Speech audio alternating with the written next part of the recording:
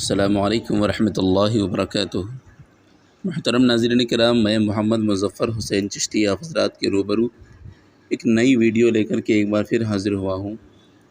اگر آپ حضرات ہمارے چینل چشتیہ ایجنسی کے اوپر نئے ہیں تو برائے کرم آپ حضرات سے گزارش ہے کہ ہمارے اس چینل کو چشتیہ ایجنسی کو سبسکرائب کریں، لائک کریں، شیئر کریں۔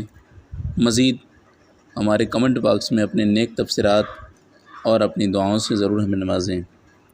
آج کا ٹاپک ہے حضرت نوح علیہ السلام کی تبلیغ اور ان کی قوم کا عذاب۔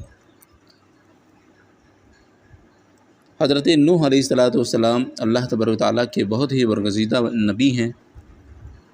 آپ کی عمر بہت لمبی تھی، آپ تقریباً 950 سال تک اپنی قوم کو دین حق کا پیغام سناتے رہے۔ اللہ تبارک و تعالیٰ نے آپ کو پیغمبری عطا فرمائی تھی، مگر اس کے باوجود وہ غافل اور نافرمان قوم آپ کی نبوت پر ایمان نہیں لائی۔ حضرت نوح علیہ السلام برابر کوششیں کرتے رہے ان کو عذاب سے نکالنے کے لیے، مگر وہ لوگ اپنے نافرمانیوں سے باز نہ آتے، بلکہ آپ کو طرح طرح کی اذیتیں دے کر شیطانی کردار ادا کرتی رہی۔ کئی بار ایسا بھی ہوا اس ظالم قوم نے اللہ کے اس مقدس نبی کو اس قدر اذیت پہنچائی کہ آپ کو بے ہوش کر دیا اور آپ کو مردہ خیال کر کے کپڑے میں لپیٹ کر مکان میں ڈال دیا کرتے تھے۔ بچے، بوڑھے، جوان، مرد و عورت جو منکرین تھے آپ کو پتھر مارا کرتے تھے۔ روایتوں میں لکھا ہے کہ ایسی کوئی جگہ جسم کے اندر حضرت نوح علیہ السلام کے نہیں تھی جہاں پر ظالموں کا مارا ہوا پتھر نہ ہو، اور حضرت نوح علیہ السلام کی کوئی ہڈی ایسی نہیں تھی جو پتھروں کے ذریعے ٹوٹی نہ ہو۔ اللہ تبارک و تعالیٰ کا وہ مقدس پیغمبر تبلیغ دین کے لیے کتنی زیادہ اذیتیں اور تکلیفیں اور مصیبتیں برداشت کرتا ہے۔ 950 سال تک نسلوں در نسلوں تک مار کھا لینے کے بعد اللہ تبارک و تعالیٰ کے دین کی تبلیغ کو نہیں چھوڑتا ہے، مگر مجبوراً جب اللہ تبارک و تعالیٰ اس معاملے پر حضرت نوح علیہ السلام کو ایک دن بددعا کرنی پڑ جاتی ہے۔ جب آپ کو مکان میں ڈال دیا جاتا، لپیٹ کر آپ کو پریشان کیا جاتا، مگر اس کے باوجود آپ مسلسل اس کے حق میں دعا ہی فرماتے رہتے تھے۔ اللہ تعالیٰ کے غضب سے بچانے کے لیے آپ فرماتے، ان کے لیے دعائیں کرتے۔ آپ فرماتے، اے میرے رب، تو میری قوم کو معاف فرما دے اور ان کو ہدایت عطا فرما۔ جب اس قوم کی نافرمانیاں حد سے تجاوز کر جاتی تو اللہ تبارک تعالیٰ نے حضرت نوح علیہ السلام پر وحی نازل فرمائی اور حکم ارشاد فرمایا، اے نوح علیہ السلام، اب تک جو لوگ مومن ہو چکے ہیں ان کے سوا دوسرے لوگ تم پر ایمان ہرگز نہیں لائیں گے، لہٰذا آپ ایک کشتی تیار کریں۔ حکم الہی سنتے ہی حضرت نوح علیہ السلام کشتی تیار کرنے لگے۔ 80 گز لمبی، 50 گز چوڑی یہ ایک روایت ہے، بلکہ اس سے بھی کئی مختلف روایتیں ہیں۔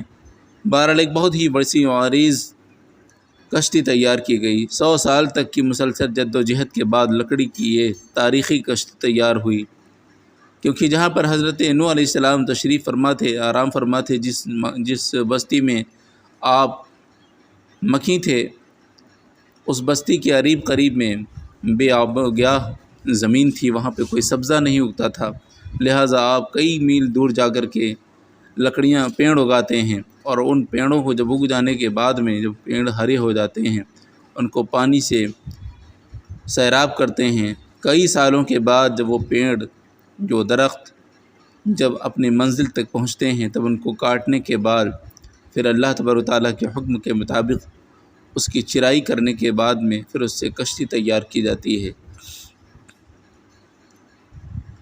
یہ تاریخی کشتی تیار ہوئی۔ جب آپ کشتی بنانے میں مصروف تھے تو آپ کی تمام نافرمان قوم آپ کا مذاق اڑاتی تھی۔ کوئی کہتا، اے نوح، تم بڑے ہی کب سے بن گئے؟ استغفر اللہ۔ کوئی یہ کہتا، اے نوح، اس زمین پر کیا تم کشتی چلاؤ گے جہاں نہ پانی ہے نہ مٹی ہے، ریت ہی ریت ہے؟ کیا تمہاری عقل ماری گئی ہے؟ نعوذ باللہ۔ غرض کی طرح طرح سے آپ کا مذاق اڑایا جاتا تھا۔ آپ ان کے جواب میں صرف یہی فرماتے، اے نافرمانو، آج تم میرا مذاق اڑا رہے ہو، جب خدا کا عذاب طوفان کی شکل میں آئے گا تو پھر تمہیں حقیقت کا پتہ چلے گا۔ اللہ تبارک تعالیٰ نے وحی کے ذریعے طوفان آنے کی یہ نشانی بتا دی کہ آپ کے گھر سے، اے نوح، آپ کے گھر سے تندور سے پانی ابلنا شروع ہو جائے گا۔ چنانچہ پتھر کے اس تنور سے ایک دن صبح صبح پانی ابلنا شروع ہو گیا۔ اسی طرح اللہ تبارک تعالیٰ کے عذاب اور قہر و غضب کا آغاز ہوا۔ ایک نشانی ملی، آپ نے کشتی میں درندوں، چرندوں، پرندوں اور مختلف قسم کے حشرات الارض کا ایک ایک جوڑا نر اور مادہ سوار کر لیا۔ آپ اور آپ کے 3 بیٹے حام، شام، یافس اور ان تینوں کی بیویاں، آپ کی مومنہ بیوی اور 72 دیگر مومنین مرد و عورت، اسی طرح کل 80 انسان کشتی میں سوار ہو گئے۔ آپ کی ایک بیوی جس کا نام وائلہ تھا، آپ پر ایمان نہیں لائی تھی۔ اسی طرح آپ کا ایک بیٹا جس کا نام کنعان تھا، وہ بھی آپ پر ایمان نہیں لایا تھا۔ یہ دونوں کشتی میں سوار نہیں ہوئے۔ زمین سے پانی کے چشمے پھوٹ پڑے اور سیاہ بادلوں نے زمین کو گھیر لیا، اور مسلسل 40 روز تک موسلا دھار بارش اوپر سے برستی رہی۔ اسی طرح آسمان سے برسنے والا بارش کا پانی اور زمین سے نکلنے والا پانی کی دھاروں نے زمین پر ایسا طوفان مچایا کہ 40 گز اونچے پہاڑوں کی چوٹیاں ڈوبنے لگ گئیں۔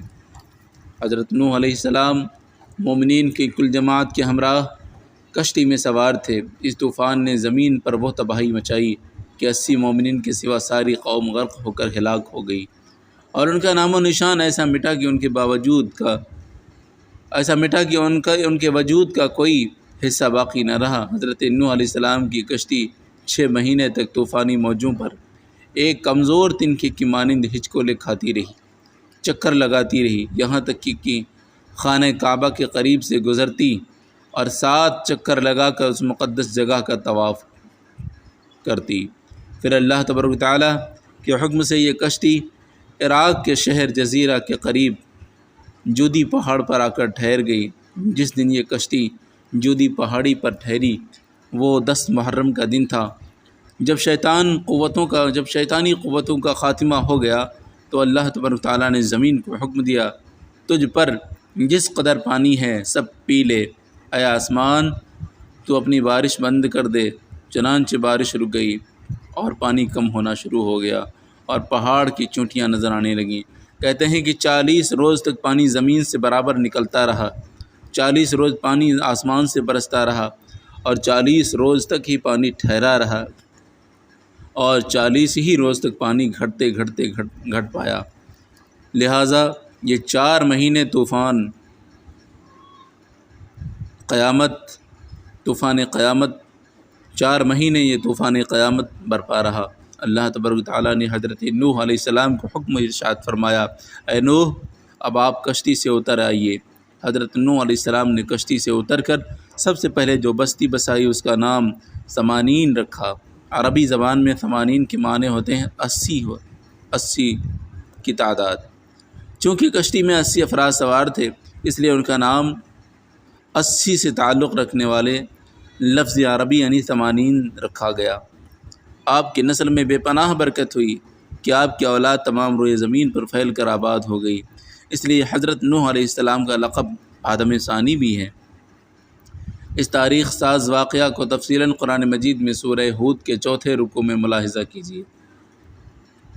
اگر ہماری ویڈیو آپ حضرات کو اچھی لگی تو آپ حضرات ہمارے اس ویڈیو کو لائک کریں، شیئر کریں، مزید سبسکرائب کریں، اور ہمارے کمنٹ باکس میں ضرور ہمیں بتائیں کہ اس میں اگر کوئی غلطی ہے، کوئی لغزش ہے تو ہمیں آگاہ کریں ہمارے کمنٹ باکس میں۔ اللہ تبارک تعالیٰ سے دعا ہے آپ حضرات کو جزائے خیر عطا فرمائے۔ السلام علیکم ورحمۃ اللہ وبرکاتہ۔ پھر ملیں گے آپ کے میزبان محمد مظفر حسین چشتی اگلی ویڈیو کے ساتھ۔ السلام علیکم ورحمۃ اللہ وبرکاتہ۔